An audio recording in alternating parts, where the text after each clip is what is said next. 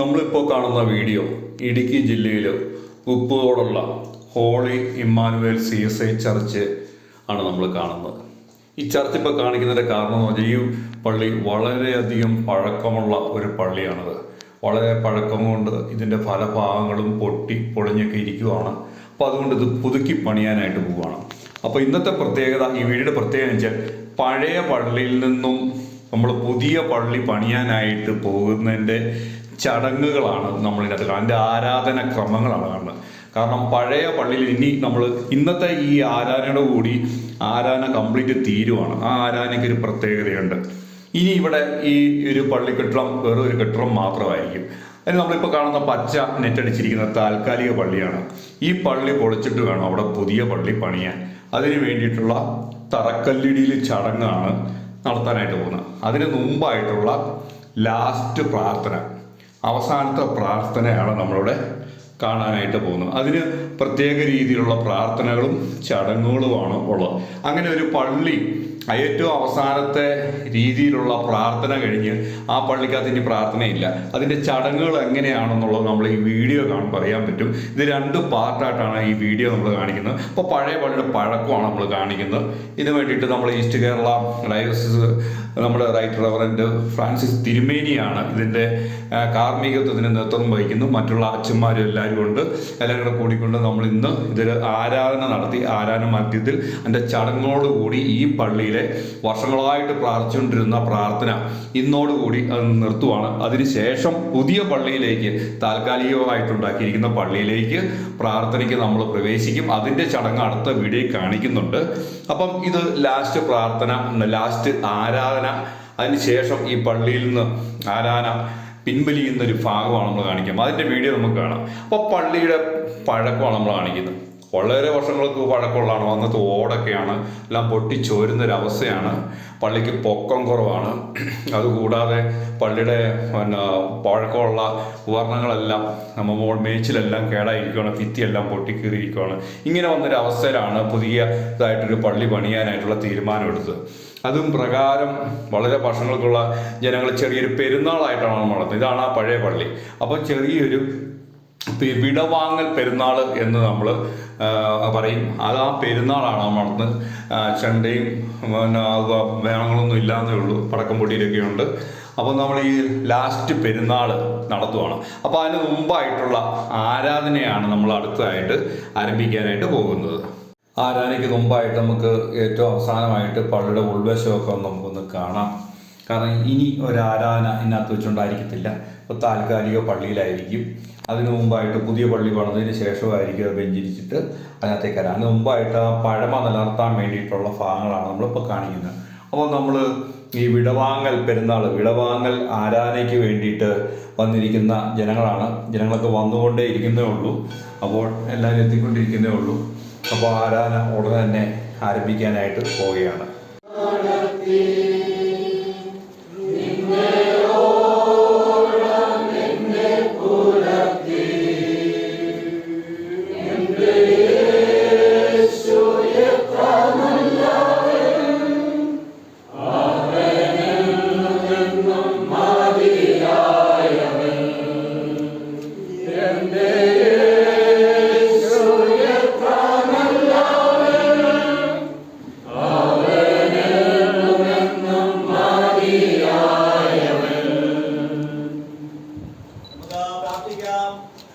പിതാവിന്റെയും പുത്രന്റെയും പരിശുദ്ധാത്മാവിന്റെയും നാമത്തിൽ തന്നെ സഭയുടെ നാഥനായ കർത്താവേ, ഞങ്ങൾ അങ്ങേക്ക് നന്ദിയോടെ സ്തോത്രം ചെയ്യുന്നു. കഴിഞ്ഞ 62 വർഷക്കാലമായി ഞങ്ങൾ അങ്ങേ ആരാധിക്കുവാനായിട്ട് ഈ ആലയത്തിൽ കൂടിവരുവാനായിട്ട് ഞങ്ങളെ സഹായിച്ചുവല്ലോ. ഈ ആലയത്തിലൂടെ ഞങ്ങൾക്ക് ലഭ്യമായ അനുഗ്രഹങ്ങൾക്കായി, നന്മകൾക്കായി ഞങ്ങൾ അങ്ങേക്ക് നന്ദി പറയുന്നു. കർത്താവ്, ഈ പ്രദേശത്ത് കുടിയേറി പാർത്തതായ ഞങ്ങളുടെ പിതാക്കന്മാരെയും മാതാക്കളെയും ഞങ്ങൾ നന്ദി ഓർക്കുന്നു. അതുകൊണ്ട് അങ്ങ് ആരാധിക്കുന്ന ഒരു ജനസമൂഹമായി രൂപാന്തരപ്പെടുവാൻ വേണം കർത്താവ് ഞങ്ങളുടെ മേൽ ചൊരിഞ്ഞ എല്ലാവിധമായ അളവറ്റ കൃപകൾക്കായി, നന്മകൾക്കായി ഞങ്ങൾ നന്ദി പറയുന്നു. അങ്ങനെ സമയമായപ്പോൾ ഒരു പുതിയ ദേവാലയം പണിയുവാനായിട്ടുള്ള എല്ലാ മുഖാന്തരങ്ങളെയും അവിടുന്ന് ഒരുക്കിനായി ഞങ്ങൾ അങ്ങേ മഹത്വപ്പെടുത്തിയാണ്. ഇന്ന് അതിന്റെ അടിസ്ഥാന ശില സ്ഥാപിക്കുന്ന ഈ ശുശ്രൂഷയിൽ കർത്താവെ സ്വർഗ്ഗം ചായച്ച് ഞങ്ങളുടെ മധ്യത്തിലേക്ക് കടന്നു ഞങ്ങളെ അവിടെ അനുഗ്രഹിക്കണമേ. അഭിഷിക്തനായ അഭിയന്ത തിരുവനിക്കായി പ്രാർത്ഥിക്കുന്നു. വന്ധ്യരായ അച്ഛന്മാർക്കായി പ്രാർത്ഥിക്കുന്നു. കടന്നു വന്ന മറ്റെല്ലാ അങ്ങയുടെ പ്രിയ മക്കൾക്കായി സ്തോത്രം. 62 വർഷക്കാലമായി പ്രദേശത്ത് ജീവിക്കുവാനും കർത്താവെ ഒരു സമൂഹമായി നിലനിൽപ്പാൻ ഞങ്ങളെ സഹായിച്ചുവല്ലോ. ഈ ആലയത്തിൽ നിന്ന് ഞങ്ങൾ ലഭ്യമായ ആത്മീയമായ, ഭൗതികമായ, സാമൂഹികമായ, സാമ്പത്തികമായ അനുഗ്രഹങ്ങളെ ഞങ്ങൾ നന്ദിയോടെ ഓർക്കുന്നു. എല്ലാം കർത്താവിന്റെ ദാനമാണ് എന്ന് ഞങ്ങൾ തിരിച്ചറിയുന്നു. അതുകൊണ്ട് പുതിയ ദേവാലയത്തിന്റെ മണികാര്യങ്ങൾ വളരെ ശുഷ്കാന്തിയോട് നിർവഹിപ്പാൻ വേണം. അവിടുത്തെ പരിശുദ്ധാത്മാവിന്റെ കൃപാവരങ്ങളാൽ അടിയങ്ങളോട് സഹായിക്കണമേ. ഇന്ന് ഈ ആലയം സാധാരണ വിഭവത്തിലേക്ക് മാറ്റുന്ന ശുശ്രൂഷയിലും അതുപോലെ തന്നെ പുതിയതായി ഞങ്ങൾ പണിതായ അങ്ങനെ ആരാധിക്കുവാനായിട്ട് താൽക്കാലികമായി നിർമ്മിച്ചിരിക്കുന്നതായ ഷെഡിന്റെ പ്രതിഷ്ഠയും അങ്ങനെ വിവിധ ശുശ്രൂഷകൾ നിങ്ങൾ നിർവഹിക്കുമ്പോൾ കർത്താവേ അത് ഞങ്ങൾക്ക് എല്ലാവർക്കും അനുഗ്രഹപ്രദമായി തീരാൻ സഹായിക്കണമേ. അങ്ങനെ കൃപാവരങ്ങളാൽ ശുശ്രൂഷയുടെ കാര്യങ്ങളെ ബലപ്പെടുത്തണം. സകല മഹത്വവും ആരാധന സ്തുതിയും കർത്താവ് അർപ്പിക്കുന്നു. യേശു മിശിഹായുടെ നാമത്തിൽ അപേക്ഷിക്കുമ്പോൾ കൃപയോടെ കേൾക്കുമാറാകണമേ. കർത്താവിന്റെ നാമം സ്തുതിക്കുമാർദ്ദനമായി. ജ്ഞാനകീർത്തനങ്ങളിൽ 35 പാട്ട് പാടാം. ജ്ഞാനകീർത്തനങ്ങളിൽ 35. ദൈവത്തെ സ്തുതിക്കാം.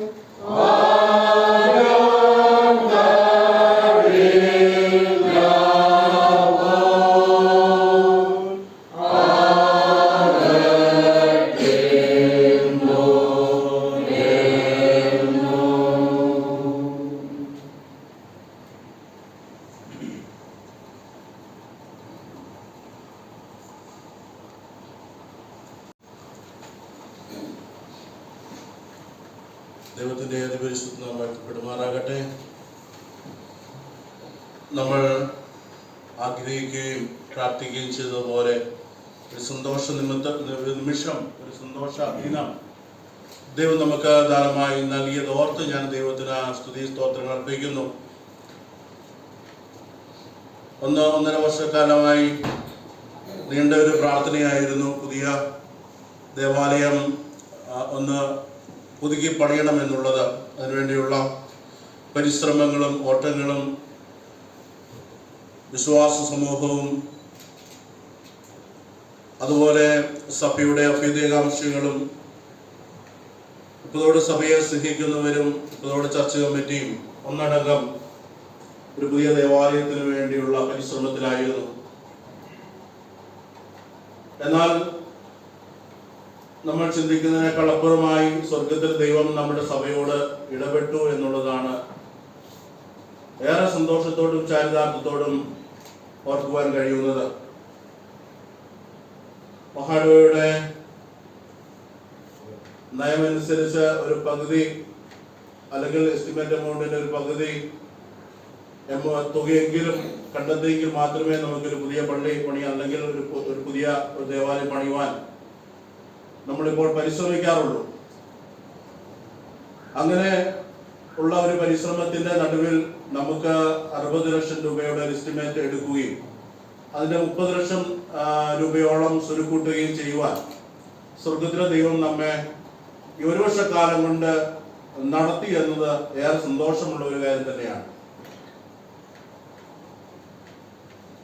കഴിഞ്ഞ നാളുകളിൽ ദൈവത്തിന്റെ നടത്തിപ്പ് വാക്കുകൾക്ക് അതീതമാണ് എന്ന് ഞാൻ ഈ സമയത്ത് ഓർക്കുന്നു.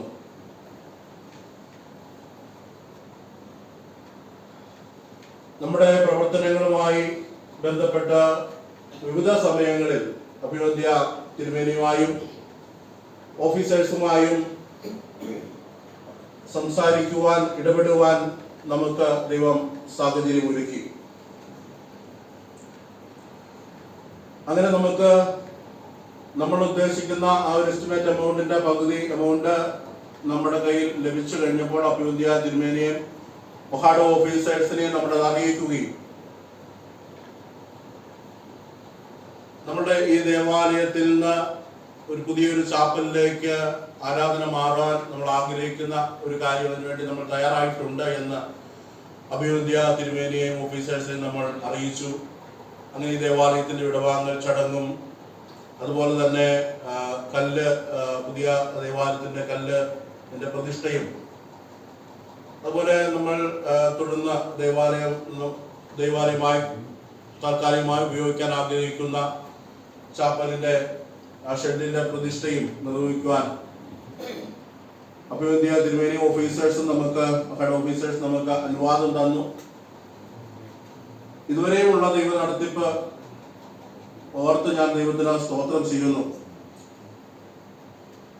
അഭിവന്ദ്യ തിരുമേനിയെ കഴിഞ്ഞ നവംബർ മാസം പോയി കണ്ടപ്പോൾ തിരുമേനി പറഞ്ഞു, തിരക്കുണ്ട്, അതുകൊണ്ട് ഇന്ന് തന്നെ ശുശ്രൂഷകൾ ക്രമീകരിച്ചാൽ മതി എന്ന് പറഞ്ഞുവെങ്കിലും നമ്മളുടെ ഒരു വലിയ താല്പര്യമായിരുന്നു അഭിവന്ദ്യ തിരുമേനി വന്ന് നമ്മുടെ ശുശ്രൂഷകൾ നടത്തി തരണം എന്നുള്ളത്. അപ്രകാരം അഭിവന്ദ്യ തിരുമേനിയുമായി ഓഫീസേഴ്സുമായി ബന്ധപ്പെട്ടു. നമ്മൾക്ക് ഇന്ന് ഒരു ദിവസം നമുക്ക് ദൈവകൃപയാൽ ലഭ്യമായി തീർന്നു. നാളെ അഭിവന്ദ്യ തിരുമേനി ഒരു ദീർഘയാത്രയ്ക്ക് വേണ്ടി ഒരുങ്ങുകയാണ്. തീർച്ചയായും ഒരു ദൈവനിയോഗം തന്നെയായി മാറിയിരിക്കുന്നത് എന്ന് തന്നെയാണ് എനിക്ക് ഇവിടെ നിൽക്കുമ്പോൾ ഓർക്കാൻ കഴിയുന്നത്. കാരണം ഇന്ന് നമുക്ക് പ്രാദേശികമായ അവധി കൂടെ ഉള്ള ഒരു ദിവസമാണ്.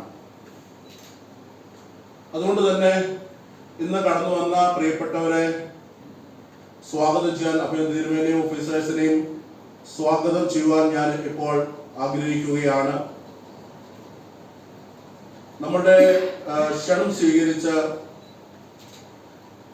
വളരെ സന്തോഷത്തോടുകൂടി വളരെ താല്പര്യത്തോടുകൂടി നമ്മുടെ ഈ ദേവാലയത്തിലേക്ക് അഭിവന്ദ്യ തിരുമേനി കടന്നു വന്നു. കഴിഞ്ഞ ഡിസംബർ മാസം 15-ാം തീയതിയും അഭിവന്ദ്യ തിരുമേനി നമ്മോടൊപ്പം ഉണ്ടായിരുന്നു. പ്രതീക്ഷമായി തിരുമേനി നമ്മോടൊപ്പം ദൈവത്തെ ആരാധിക്കുവാനും ശുശ്രൂഷകൾക്ക് നേതൃത്വം നൽകാനും അഭിവന്ദ്യ തിരുമേനിയുടെ സന്തോഷത്തോടുകൂടി ശുശ്രൂഷ നമുക്ക് ചെയ്തു തന്നു. അതിന് അഭിവന്ദ്യ തിരുമേനിയെ ശുശ്രൂഷകൾ ലഭിച്ചത് ഏറെ സന്തോഷമുള്ള ഒരു കാര്യം തന്നെയാണ്. അഭിവന്ദ്യ തിരുമേനിയെ ഉപ്പുതോട് സഭയിലേക്ക് ദേവാലയത്തിന്റെ ഇന്ന് നടക്കുന്ന വിവിധങ്ങളായ ശുശ്രൂഷകളിലേക്ക് നേതൃത്വം നൽകുന്നതിന് വേണ്ടി അഭിവന്ദ്യ തിരുമേനിയെ ചർച്ച് കമ്മിറ്റിയോടൊപ്പം വിശ്വാസ സമൂഹത്തോടൊപ്പം ചേർന്ന് ഞാൻ ഈ ശുശ്രൂഷകളിലേക്ക് സ്വാഗതം ചെയ്യുന്നു. അഭിവന്ധ്യ തിരുമേനിയെ ഇപ്പോൾ സഭയിലെ പിതാക്കന്മാര് വന്ന് ഷാളണിയിച്ച് സ്വീകരിക്കുന്നതാണ്. തേങ്കലിലെ ജോസഫ് പിതാവ് എന്നിപ്പോൾ അഭിവന്ധ്യ തിരുമേനിയെ ഷാളണിയിച്ച് സ്വീകരിക്കുന്നു.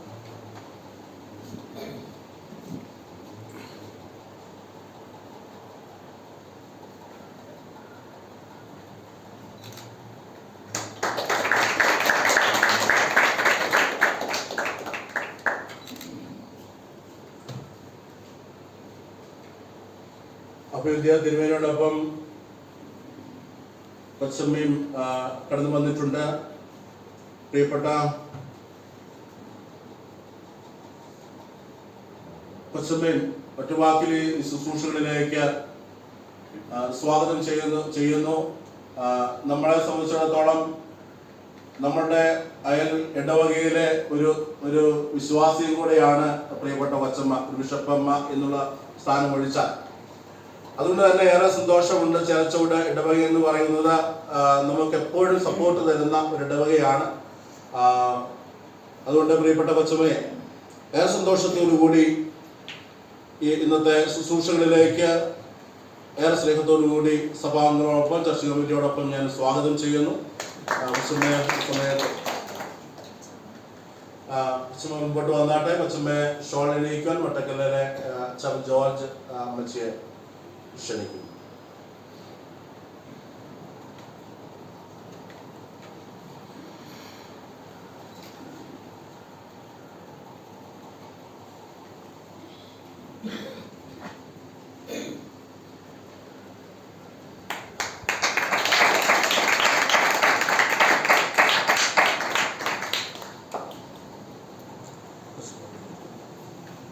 കൊച്ചമ്മ മുമ്പോട്ട് വന്നിരുന്നു. കൊച്ചമ്മ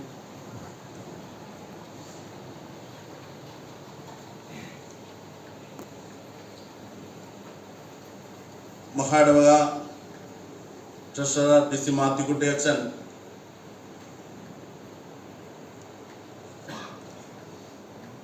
ഒരു വലിയ പ്രാർത്ഥനാ മനുഷ്യനാണ്. അതിനേക്കാൾ ഉപരിയായി വാക്കുകൾ കൊണ്ട് എപ്പോഴും പിന്തുണ നൽകുന്ന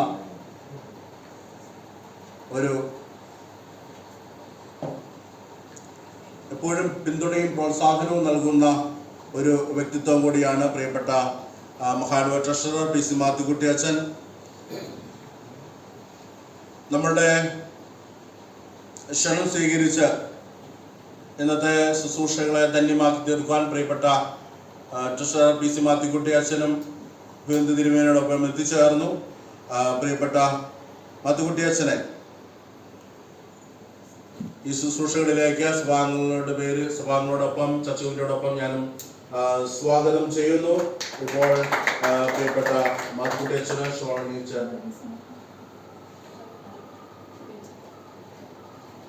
വർഗീസ് ആലപ്പാട്ട് അവരുടെ പ്രിയപ്പെട്ട അച്ഛനെ ഷോളണിയിക്കാൻ നിർദ്ദേശിക്കുന്നു.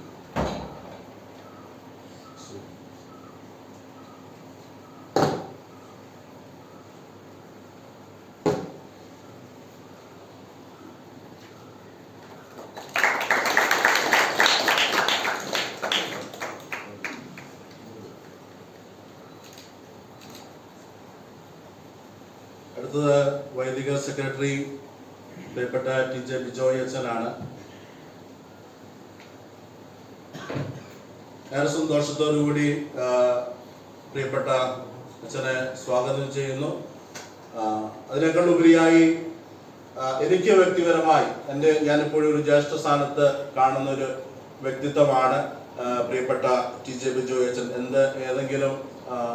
എന്താവശ്യമുണ്ടെങ്കിലും ഞാൻ പ്രിയപ്പെട്ട ബിജോയ് അച്ഛനെ, അത് പള്ളിയുടെ ആണെങ്കിലും വ്യക്തിപരമാണെങ്കിലും ഉപസഭകളുടെ ആണെങ്കിലും എന്ത് പ്രശ്നങ്ങളുണ്ടെങ്കിൽ പോലും പ്രിയപ്പെട്ട ബിജോയ് അച്ഛനെ ഞാൻ വിളിച്ച് അങ്ങനെ സംസാരിക്കാറുണ്ട്. നമ്മുടെ ഉപസഭകളിൽ പോലും പല ആളുകൾക്കും പല വിധത്തിലുള്ള പ്രശ്നങ്ങളും ഉണ്ടായപ്പോൾ പ്രിയപ്പെട്ട അച്ഛനെ വിളിച്ച് സംസാരിച്ചപ്പോൾ അതൊക്കെയും സോൾവ് ചെയ്ത്, വലിയ പ്രശ്നങ്ങളൊക്കെ ഉണ്ടായിരുന്നെങ്കിൽ അത് സോൾവ് ചെയ്ത് കൊടുക്കാൻ പ്രിയപ്പെട്ട അച്ഛൻ വളരെയധികം താല്പര്യം കാണിച്ചതൊക്കെ ഞാൻ ഇപ്പോഴും ഓർക്കുന്നുണ്ട്.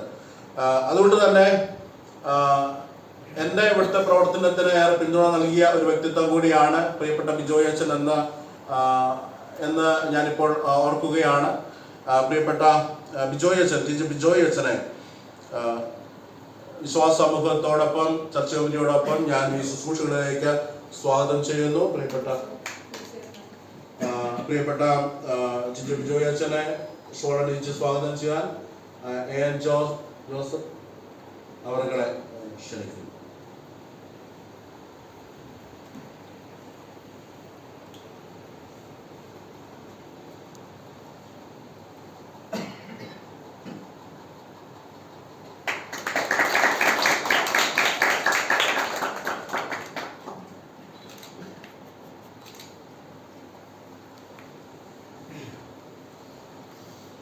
പ്രിയപ്പെട്ട നമ്മുടെ ചെയർമാൻ അച്ഛൻ ജോസഫ് പി ചാക്കോ അച്ഛൻ നമ്മെ ഏറെ സ്നേഹിക്കുകയും പിന്തുണ നൽകുകയും സഭയുടെ പ്രവർത്തനത്തിന് ആവശ്യമായ ഫണ്ട് കണ്ടെത്തുവാൻ ഏറെ പ്രോത്സാഹനവും അതുപോലെ കരുതലും നൽകുന്ന ഒരു വ്യക്തിത്വം കൂടിയാണ് പ്രിയപ്പെട്ട ജോസിൽ അച്ഛൻ.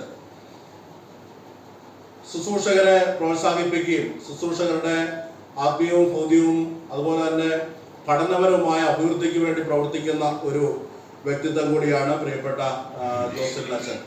ഏറെ സന്തോഷത്തോടെ ഏറെ ചരിതാർത്ഥ്യത്തോടെ പ്രിയപ്പെട്ട ജോസഫ് അച്ഛനെ, ജില്ലാ ചെയർമാൻ ജോസഫ് പി ചാക്കോ അച്ഛനെ വിശ്വാസ സമൂഹത്തോടൊപ്പം ചർച്ച കമ്മിറ്റിയോടൊപ്പം ഞാൻ സ്വാഗതം ചെയ്യുന്നു. ഇപ്പോൾ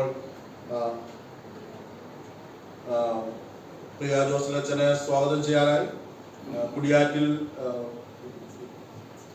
പാപ്പച്ചൻ അവരെ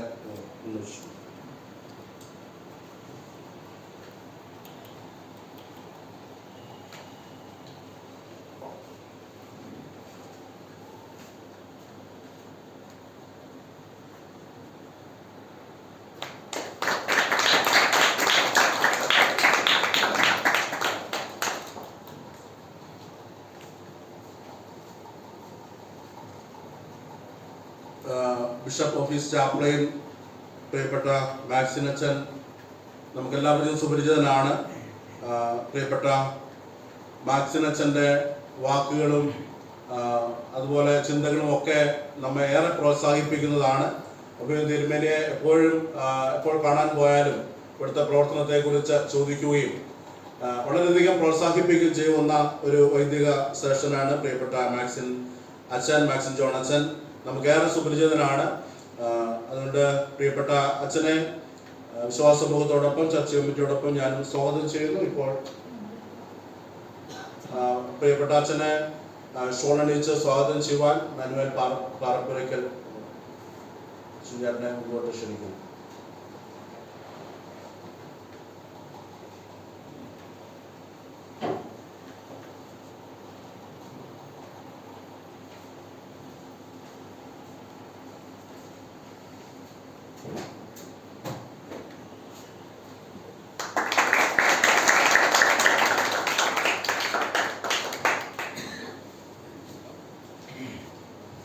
സ്വാഗതം ചെയ്യാനുള്ളത് നിങ്ങളെ ഓരോരുത്തരെയുമാണ്. സഭയുടെ അംഗങ്ങളായിരുന്നവർ, സഭയെ സ്നേഹിക്കുന്നവർ, സഭയിൽ നിന്ന് വിവാഹം കഴിഞ്ഞ് ഇതര സഭകളിലേക്ക് മാറിപ്പോയവർ, അങ്ങനെ ധാരാളം ആളുകൾ അല്ലെങ്കിൽ മുൻകാലങ്ങളിൽ നമ്മുടെ ഈ സഭയുടെ ഭാഗമായിരുന്നു ഇപ്പോൾ മറ്റ് സഭകളിൽ അവിടെ വീട് വെച്ച് താമസിക്കുന്ന ആളുകൾ, എല്ലാവരെയും വളരെ സന്തോഷത്തോടെ സ്നേഹത്തോടെ ഈ സമയത്ത് സ്വാഗതം ചെയ്യുന്നു. നിങ്ങളെല്ലാവരുടെയും പിന്തുണയാണ് ഈ സഭയുടെ പ്രവർത്തനത്തെ ഇത്രമാത്രം വളർത്തിയത് എന്ന് ഞാൻ ഓർക്കുന്നു. അല്ലാതെ ഇത്രയും പ്രവർത്തനങ്ങൾ ഇവിടെ നടക്കാനുണ്ട് കാരണം ഇവിടെ അച്ഛൻ്റെ മിടുക്കോ അല്ലെങ്കിൽ ചർച്ച കമ്മിറ്റിയുടെ മിടുക്കോ മാത്രമല്ല. അതിനേക്കാൾ ഉപരിയായി വിശ്വാസ സമൂഹം ഒന്നടങ്കം ഈ സഭയെ സ്നേഹിച്ചത് കൊണ്ട്, കരുതിയത് കൊണ്ട്, അകമഴിഞ്ഞ് സഹായിച്ചത് കൊണ്ട് തന്നെയാണ് ഈ ദേവാലയത്തിന്റെ പ്രവർത്തനങ്ങൾ ഇത്രമാത്രം എത്തിച്ചേർന്നത് എന്ന് ഞാൻ ഓർക്കുന്നു. വിവിധ ഇടങ്ങളിൽ നമ്മളുടെ കമ്മിറ്റികൾ പലതും ഓൺലൈനിലാണ് നടക്കുന്നത്. പ്രത്യേകിച്ച് ബിൽഡിംഗ് കമ്മിറ്റി ഓൺലൈനിലാണ് നടക്കുന്നത്. വിവിധ ഇടങ്ങളിലിരുന്ന് ആണ് ഇതിന്റെ പ്രവർത്തനങ്ങൾക്ക് ആളുകൾ, അല്ലെങ്കിൽ വിവിധ ദേശങ്ങളിൽ ഇരുന്നാണ് ഇതിന്റെ പ്രവർത്തനങ്ങൾക്ക് ആളുകൾ, സഭയിലെ മക്കളാണെങ്കിൽ പോലും അതിന്റെ പ്രവർത്തനങ്ങൾക്ക് നേതൃത്വം നൽകുന്നത്. എല്ലാവരും കടന്നു വരണമെന്ന് ആഗ്രഹിച്ചിരുന്നു. എന്നാൽ പലർക്കും എത്തിച്ചേരാൻ പറ്റാത്ത വിദൂരങ്ങളിലാണ്. പലരും കഴിഞ്ഞ ദിവസങ്ങളിൽ ഇവിടെ വന്ന് മടങ്ങിപ്പോയതേ ഉള്ളൂ. അതുകൊണ്ട് എല്ലാവർക്കും ഇന്നത്തെ ശുശ്രൂഷയിൽ എത്താൻ കഴിഞ്ഞിട്ടില്ല. പരമാവധി ആളുകളെ വിളിച്ച്, കമ്മിറ്റി അംഗങ്ങൾ തന്നെ വിളിച്ച് അറിയിച്ചു. ഞാൻ തന്നെ മറ്റു പലരെയും വിളിച്ചു. എന്നാൽ ഈ സാഹചര്യം മൂലം പലർക്കും എത്തിച്ചേരാൻ കഴിഞ്ഞില്ല എന്നുള്ളതാണ് ഒരു യാഥാർത്ഥ്യം. എങ്കിലും വന്നു ചേർന്ന എല്ലാവരോടുമുള്ള സ്നേഹത്തെയും നന്ദിയും ഈ സമയത്ത് അറിയിക്കുന്നതോടൊപ്പം നിങ്ങളെല്ലാവരെയും ചർച്ച കമ്മിറ്റിയുടെ പേരിൽ, എൻ്റെ വ്യക്തിപരമായ പേരിൽ നിങ്ങളെല്ലാവരെയും ഈ സമയത്ത് ഇന്നത്തെ ശുശ്രൂഷകളിലേക്ക് സ്വാഗതം ചെയ്യുന്നു. അതുപോലെ സഭാംഗങ്ങൾ, ചർച്ച കമ്മിറ്റി അംഗങ്ങൾ, അതുപോലെ ഇതിന്റെ പിന്നിൽ നിന്ന് പ്രവർത്തിച്ച ആളുകൾ എല്ലാവരെയും ഒറ്റവാക്കിൽ തുടർന്നുള്ള ശുശ്രൂഷകളിലേക്ക് സ്വാഗതം ചെയ്യുന്നതുകൊണ്ട് എൻ്റെ വാക്കുകളിൽ നിന്ന് വിരമിക്കുന്നു. തുടർന്നുള്ള ശുശ്രൂഷകൾക്കായി നമുക്ക് ദൈവസന്നിധിയിൽ വിനയപ്പെടാം. നമുക്ക് പ്രാർത്ഥിക്കാം. സർവശക്തനായ ദൈവമേ, നിനക്ക് സകല ഹൃദയങ്ങളും തുറന്നിരിക്കുന്നവയും സകല ആഗ്രഹങ്ങളും അറിയപ്പെട്ടവയും നിന്നിൽ നിന്ന് രഹസ്യങ്ങളൊന്നും മറവില്ലാത്തതും ആകുന്നുവല്ലോ. ഞങ്ങൾ നിന്നെ പൂർണ്ണമായി സ്നേഹിക്കുവാനും നിന്റെ പരിശുദ്ധ നാമത്തെ യോഗ്യമായി മഹത്വപ്പെടുത്തുവാനും നിന്റെ പരിശുദ്ധാത്മാവിന്റെ നിശ്വാസത്താൽ ഞങ്ങളുടെ ഹൃദയങ്ങളിലെ നിലവുകളെ ഞങ്ങളുടെ കർത്താവായ യേശുക്രിസ്തു മൂലം വെടിപ്പാക്കേണമേ.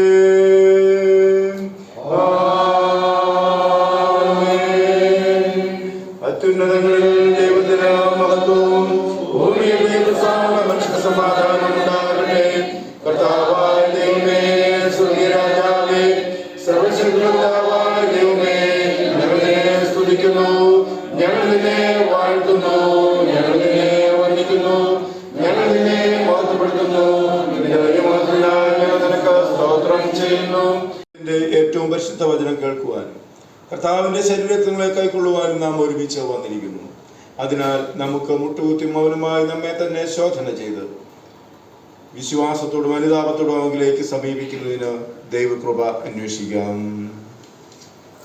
താഴെ വരുന്ന പ്രാർത്ഥന നമുക്ക് ചേർന്ന് ചൊല്ലാം. സ്വർഗസ്ഥ പിതാവേ, ഞങ്ങൾ നിനക്കും ഞങ്ങളുടെ അയൽക്കാർക്കും വിരോധമായി പാപം ചെയ്തിരിക്കുന്നതിനെ ഏറ്റുപറയുന്നു. ഞങ്ങൾ പ്രവാസത്തിലല്ല, വീട്ടിലത്രേ നടന്നിരിക്കുന്നത്. ഞങ്ങൾ കർത്താവിനെ നാം ഉച്ചരിക്കുന്നെങ്കിലും ഞങ്ങൾ അനീതി വിട്ടകന്നിട്ടില്ല. ഞങ്ങളോട് കരുണയുണ്ടാകണമേ. യേശുക്രിസ്തു ഞങ്ങളുടെ സകല പാപങ്ങൾ ഞങ്ങളോട് ക്ഷമിക്കണമേ. നിന്റെ പരിശുദ്ധാത്മാവിനാൽ ഞങ്ങളെ വെടിപ്പാക്കണമേ. ഞങ്ങളുടെ മനസാക്ഷികളെ ഉണർത്തണമേ. മറ്റുള്ളവരോട് ക്ഷമിക്കുവാൻ പ്രാപ്തി ഞങ്ങൾക്ക് നൽകണമേ. നിന്റെ നാമത്തിന്റെ മാത്രമായി ജീവന്റെ ഉദരത്തിന് മേലായി നിന്നെ സേവിക്കുവാൻ ഞങ്ങൾക്ക് കൃപ നൽകണമെന്ന് ഞങ്ങളുടെ കർത്താവായ യേശുക്രിസ്തു മൂലം ഞങ്ങൾ അങ്ങയോട് അപേക്ഷിക്കുന്നു.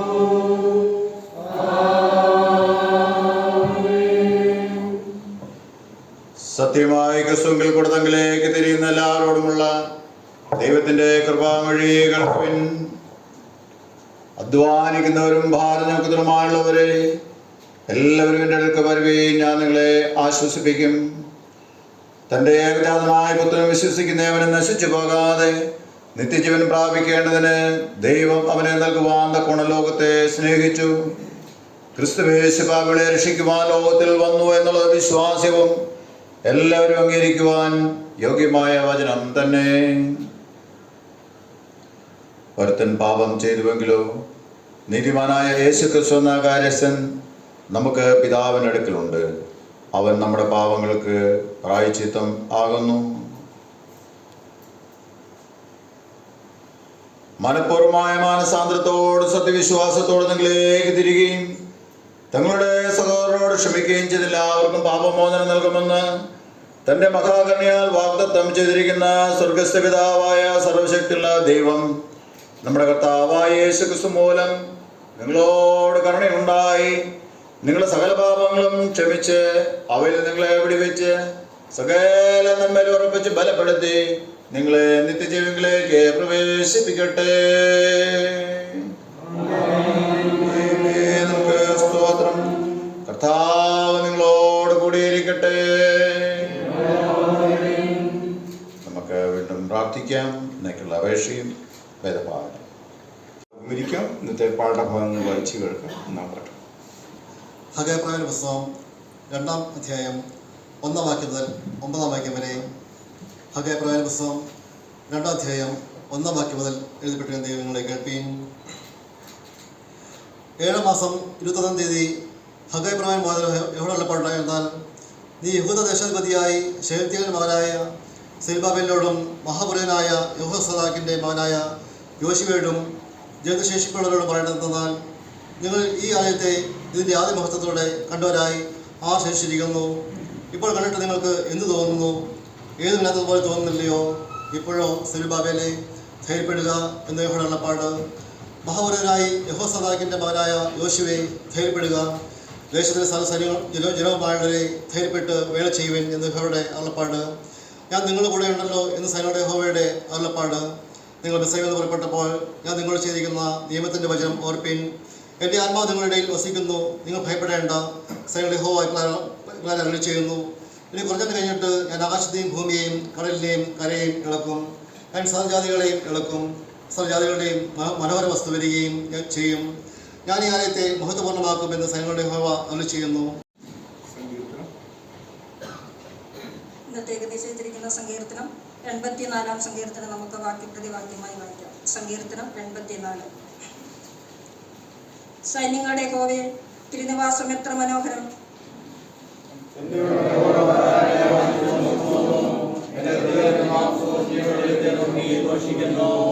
കുരികിൽ ഒരു വീടും മീവൽ പക്ഷി കുഞ്ഞുങ്ങൾക്ക് ഒരു കൂടും കണ്ടെത്തിയിരിക്കുന്നു. എൻ്റെ രാജാവും എൻ്റെ ദൈവവുമായ സൈന്യങ്ങളുടെ യഹോവേ, നിന്റെ യാഗപീഠങ്ങളിൽ തന്നെ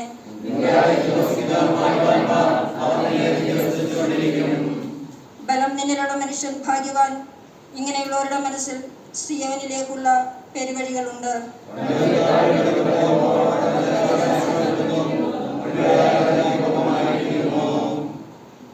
അവർ മേൽക്കുമേൽ ബലം പ്രാപിക്കുന്നു. എല്ലാവരും സിയോനിൽ ദൈവസന്നിധിയിൽ ചെന്നെത്തുന്നു.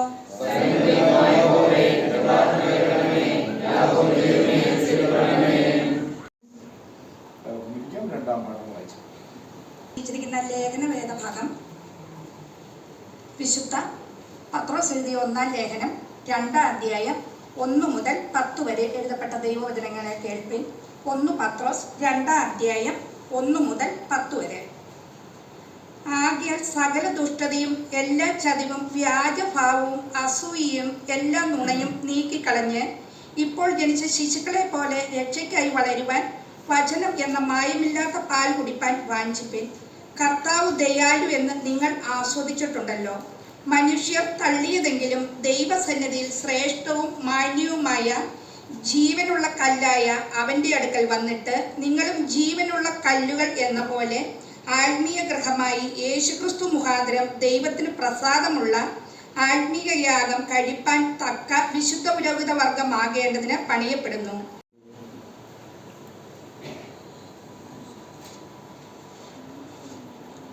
പരിശുദ്ധ സുവിശേഷം വിശുദ്ധ മത്തായി എഴുതിയ സുവിശേഷം 16-ാം അധ്യായം 13-ാം വാക്യം മുതൽ 19-ാം വാക്യം വരെ. വിശുദ്ധ മത്തായി എഴുതിയ സുവിശേഷം 16-ാം അധ്യായം 13 മുതൽ 19 വരെ എഴുതപ്പെട്ടിരിക്കുന്ന ദൈവവചനം കേൾപ്പിക്കും.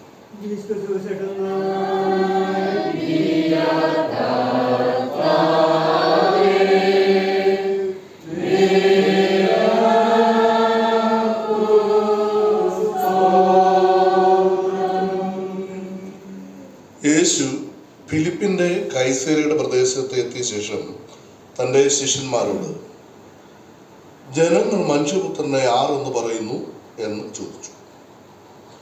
ചിലർ യോഹന്നാൻ സ്നാപകനെന്നും മറ്റു ചിലർ ഏലിയാവെന്നും വേറെ ചിലർ യിരെമ്യാവോ പ്രവാചകന്മാരിൽ ഒരുത്തനോ എന്നും പറയുന്നു എന്ന് അവർ പറഞ്ഞു.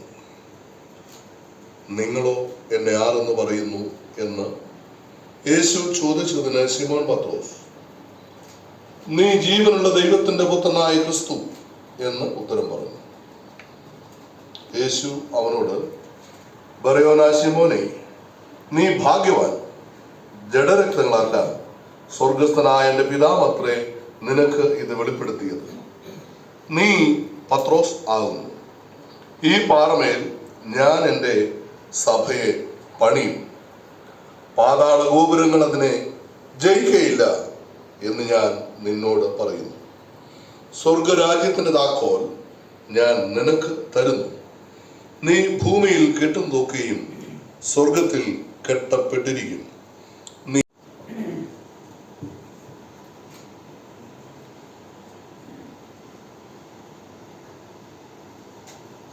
ജ്ഞാനകീർത്തനങ്ങളിൽ 207 പാട്ടുപാടാം. ശേഷം തിരുമേനിയോട് ദൈവവചനത്തിൽ നിന്ന് സംസാരിക്കുന്നു.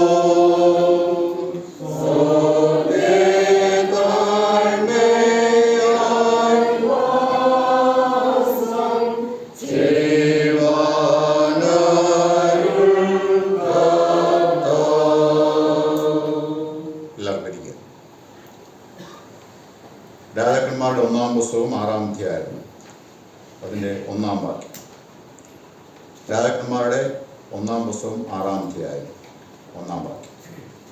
ഇസ്രായേൽ മക്കളും ഇസ്രായേൽ ദേശത്തു നിന്ന് പുറപ്പെട്ടതിൻ്റെ 480-ാം സംവത്സരത്തിൽ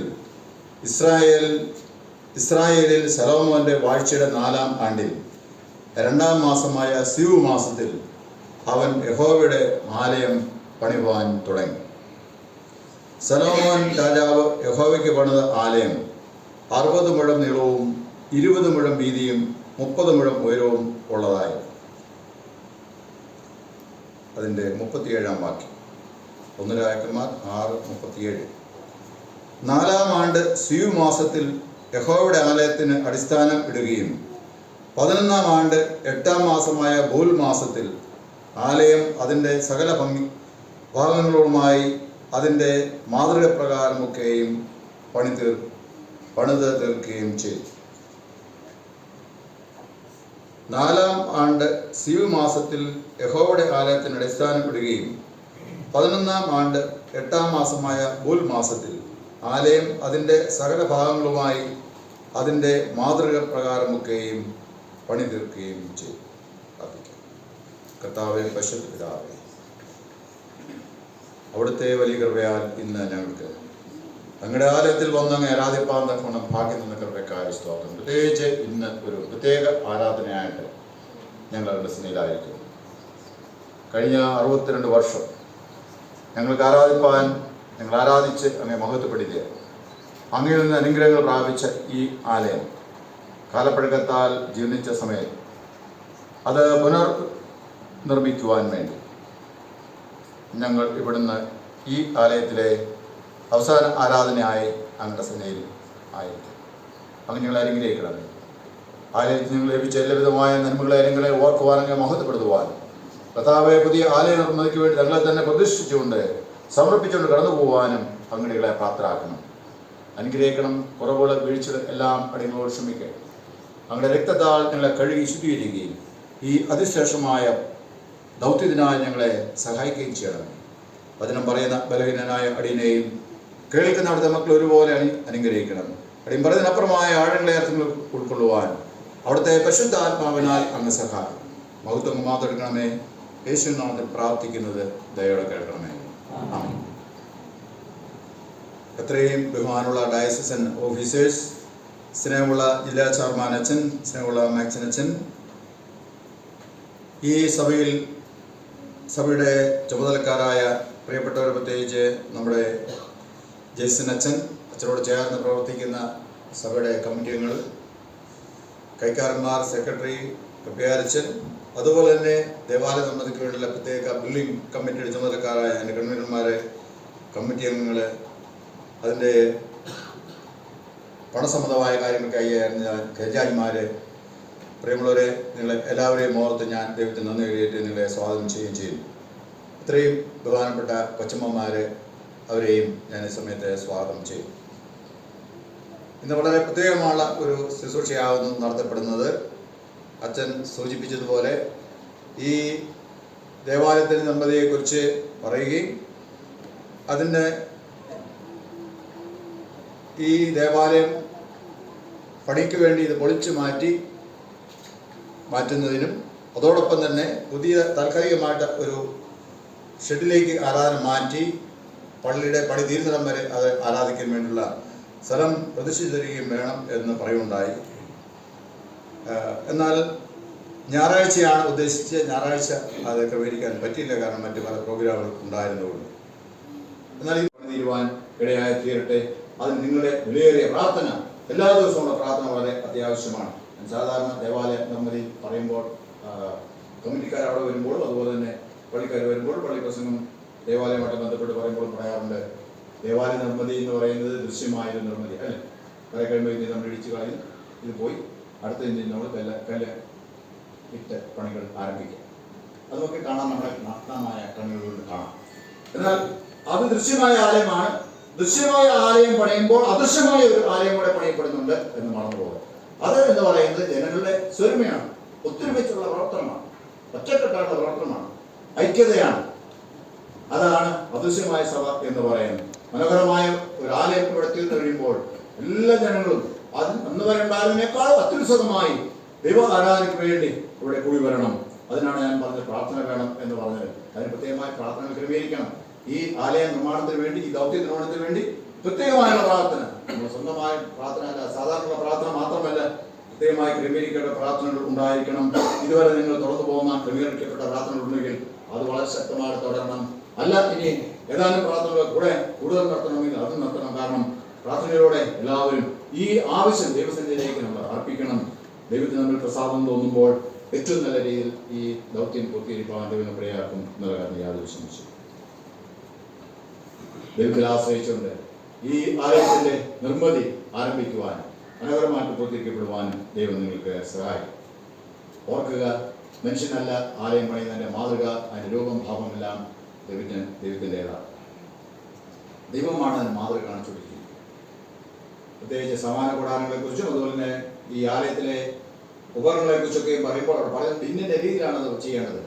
അതിൻ്റെ ഇന്ന് നമ്മളിവിടെ പ്രാർത്ഥിച്ച് അവസാനിപ്പിക്കുമ്പോൾ ഈ ഇതുവരെ നമ്മൾ ഉപയോഗിച്ച ആലയം അതോർത്ത്, ഇവിടെ നമുക്ക് ലഭിച്ച നന്മകളെ ഓർത്ത്, അതെല്ലാം ഓർത്ത് നമുക്ക് ദൈവത്തിന് നന്ദി കരറ്റിക്കൊണ്ട് അതിന്റെ പുതിയ നിർമ്മിതിക്കാണ് ഉത്സാഹിക്കാൻ ദൈവത്തിന്റെ പരിശുദ്ധാത്മാവിനാൽ അതിനാണ് നമ്മെ സഹായിച്ച് ശക്തിരിക്കുകയും ചെയ്യുമാണ്. ഇപ്പോൾ പിതാവായ ദൈവത്തിന് പുത്രനാണ് പരിശുദ്ധാത്മാവായ ദൈവത്തിന് സകല ബഹുമാനം മൊത്തം കലാവസാനം ഉണ്ടായിരിക്കുന്നതാകട്ടെ.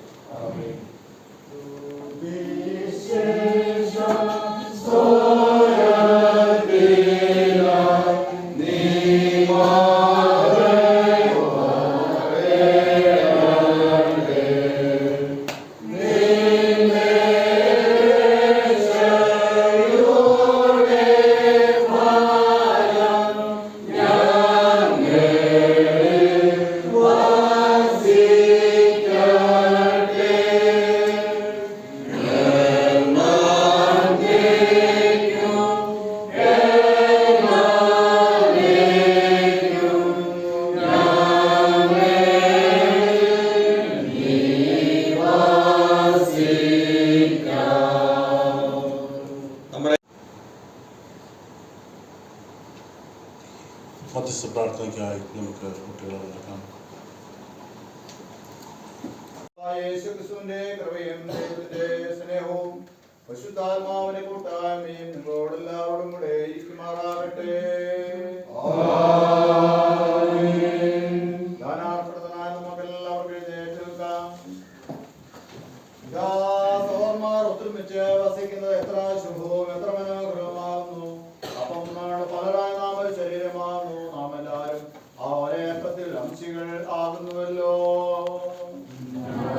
Yeah.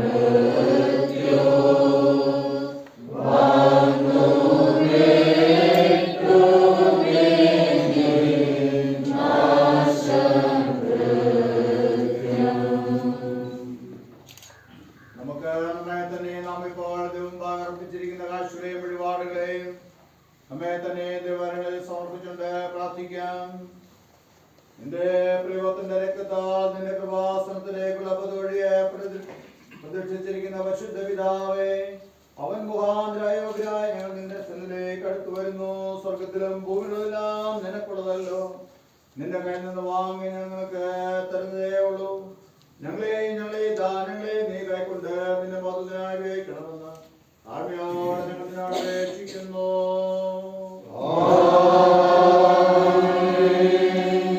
കുട്ടികളെ മടക്കി നമുക്ക് പ്രാർത്ഥിക്കാം. ഒരുമിച്ച് പ്രാർത്ഥിക്കാം. ദൈവം നമുക്ക് സാവകാശം തന്നല്ലോ. അതോർത്ത് ദൈവം നമുക്ക് നന്ദി പറയാം. ഇന്ന് മാത്രമല്ല, ഇക്കാലം അത്രയും ഈ ദേവാലയത്തിൽ വന്ന് ദൈവത്തെ ആരാധിപ്പാൻ, കർത്താവിൻ തിരുശരീരത്തിലുള്ള കടമകളെ കൈക്കൊള്ളുവാൻ, വചനം കേൾക്കുവാനൊക്കെ നമുക്ക് നമ്മുടെ ആവശ്യങ്ങളെ വർദ്ധിച്ചാൽ സ്തോത്രം ചെയ്യും. ദൈവം വീണ്ടും ഞങ്ങളുടെ തിരുമത്തേക്ക് നോക്കുന്നു എന്ന് പറയുകയും ചെയ്യാം. നമ്മുടെ ഏതെങ്കിലും നല്ല പ്രവൃത്തിയിൽ ആശ്രയിച്ചുകൊണ്ടോ ശരണപ്പെട്ടുകൊണ്ടോ കർത്താവിൻ്റെ തിരുമേശയിലേക്ക് വരാൻ നാം യോഗ്യരായിത്തീരുകയില്ല. തന്നാണ് ദൈവത്തിൻ്റെ വലിയ കരുണയെ നമുക്ക് ആശ്രയിക്കാം. ദൈവത്തിൻ്റെ വലിയ കൃപയിൽ നമുക്ക് ശരണപ്പെടാം. എന്നെ തിരുന്നവൻ എൻ പോലും ജീവിക്കും എന്ന് തിരുവെഴുതിയിരിക്കും. ശ്വാസത്തോടെ കർത്താവിൻ്റെ തിരുശരീരത്തിനുള്ള കർമ്മങ്ങളെ ഭക്ഷിച്ച് പാനം ചെയ്ത് കർത്താവിന് വേണ്ടി ജീവിപ്പാനും കർത്താവിനാൽ ജീവിപ്പിക്കപ്പെടുവാനും തക്കവണ്ണം ഞങ്ങളുടെ മേൽ കരുണയുണ്ടാകണമേ എന്ന് പ്രാർത്ഥിക്കാം. അതിവിനയത്തോടെ നമുക്ക് ചേർന്ന് പ്രാർത്ഥിക്കാം. ശരീരത്തിന്റെ കൂട്ടായ്മയിലെയോ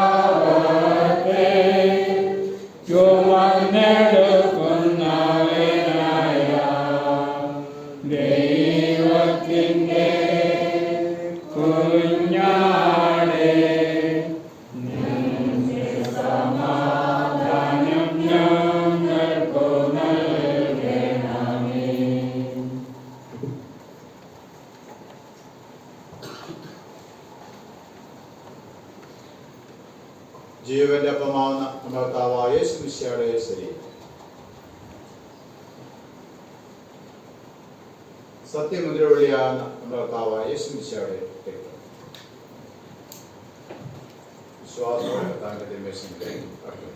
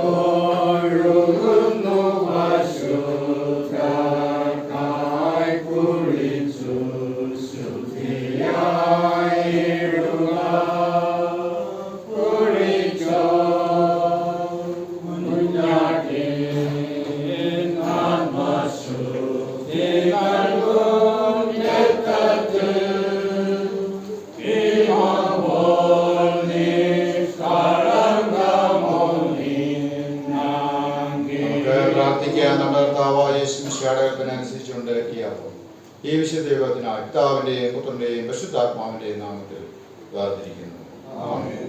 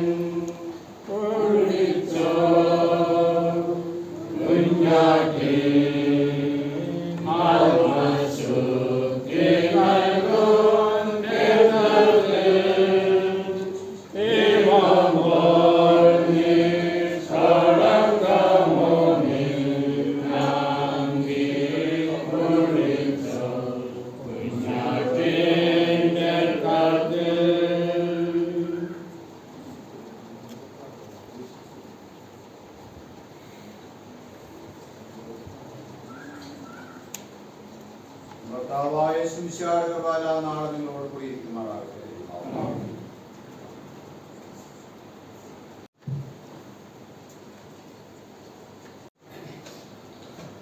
ഇപ്പോൾ ക്രിസ്തുവിന്റെ ശരീരത്തിന്റെയും രക്തത്തിന്റെയും സക്രമെന്റ് വിശ്വാസത്താൽ കൈക്കൊണ്ട് നമുക്ക് ദൈവത്തിന് സ്തോത്രം ചെയ്ത് പ്രാർത്ഥിക്കാം. ഒന്നാമത്തെ സ്തോത്ര പ്രാർത്ഥനയിൽ നമുക്ക് എല്ലാവർക്കും പങ്കുചേരാം. സർവശക്തനായ ദൈവമേ, സ്വർഗസ്ഥ പിതാവേ, നിന്റെ വാത്സല്യപുത്രനും കർത്താവുമായ യേശു മിശിഹായിൽ ഞങ്ങളെ നിന്റെ മക്കളായി നീ സ്വീകരിച്ചിരിക്കുന്നുവല്ലോ. അവൻ മഹാവിലയേറിയ ശരീരവും രക്തവുമാകുന്ന ആത്മീയ ആഹാരം കൊണ്ട് ഞങ്ങളെ പോഷിപ്പിച്ച് ഞങ്ങൾക്ക് പാപമോചനത്തെ ജീവനെ കുറിച്ചുള്ള വാഗ്ദാനവും നൽകിയിരിക്കുന്നു. എന്റെ പിതാത്മാക്കൾക്കായി ഞങ്ങൾക്ക് സ്തോത്രം ചെയ്ത് നിന്നെ സ്തുതിക്കുന്നു. ഞങ്ങളെ തന്നെ ശരീരങ്ങളെയും ആത്മാക്കളെയും ജീവന് വിശുദ്ധമായി നിനക്ക് സമർപ്പിക്കുന്നു. അതാറിന്റെ ഉചിതമായ ആരാധന ലോകത്തിന് അനുരൂപനാകാതെ നല്ലതും പൂർണ്ണവുമായ ജീവിതം എന്നിൽ തിരിച്ചറിയുന്നതിന് മനസ്സ് പുതുക്കി രൂപാന്തരപ്പെടുന്ന സഹായിക്കണമേ. അവരെ ഞങ്ങൾ ഭൂമിയിൽ നിന്നെ അനുസരിച്ച് ഒരു സ്വർഗീയ രാജ്യത്തിന് സർവ്വസ്വം സന്ദർശിക്കുന്നതിന് കുർബാനോട് അപേക്ഷിക്കുന്നു. അവ നിന്നോട് വിശുദ്ധാത്മാവിനും കൂടെ എന്നേക്കുമായി ജീവിച്ച് വാഴുന്നു. ആമേൻ. നമ്മുടെ ദൈവത്തിന് എന്നേക്കും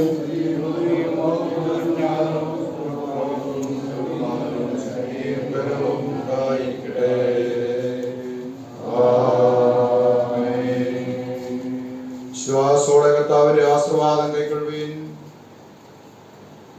സകല ബുദ്ധിയും കഴിയുന്ന ദൈവ സമാധാനം ദൈവത്തെ അവന്റെ പുത്രൻ നമ്മുടെ കർത്താവുമായ യേശുക്രിസ്തുവിനെ കുറിച്ചുള്ള അറിവിലും സ്നേഹത്തിലും നിങ്ങളുടെ ഹൃദയങ്ങളെയും മനസ്സുകളെയും കാക്കട്ടെ. പിതാവും പുത്രനും പരിശുദ്ധാത്മാവുമായുള്ള സർവശക്തനായ ദൈവത്തിന്റെ അനുഗ്രഹം നിങ്ങളെ ഉണ്ടായി എല്ലായ്പ്പോഴും നിങ്ങളോട് കൂടെ ഇരിക്കുമാറാകട്ടെ.